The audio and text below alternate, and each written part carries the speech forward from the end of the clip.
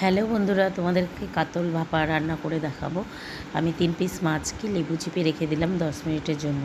এবার কালো সর্ষে মিক্সার গ্রাইন্ডারে লাল সাদা সর্ষে নিয়ে আমি পেস্ট করব। আর দুটো লঙ্কা চিড়ে দিলাম একটু সামান্য ঝাল হওয়ার জন্য। ঝাল হলে একটু হালকা ঝাল হলে ভালো লাগে। এবার মিক্সার গ্রাইন্ডারে আমি তারপরে মিক্সার গ্রাইন্ডারে পেস্ট করে বাটিতে রেখে হলুদ লবণ দিয়ে দিলাম এবং কাঁচা সর্ষে দিয়ে হাতে ভালো করে মেখে নিলাম। এবার মেখে নেওয়ার পরে কাঁচা লঙ্কা চিড়ে রেখেছিলাম সেটা দিয়ে দিলাম এবং হাফ কাপ জল দিয়ে ভালো করে একটু পাতলা করে নিলাম। এবার মাছগুলো লেবু চিপে রেখেছি সেই মাছগুলো দিয়ে দিলাম। আর এপিঠ ওপিঠ নেড়ে ভালো করে মশলার সাথে মেখে আমি টিফিন বাটিটা আবার কাঁচা সর্ষের তেল দিয়ে ভালো করে টিফিন বাটিটাকে ঢেকে রেখে দেবো।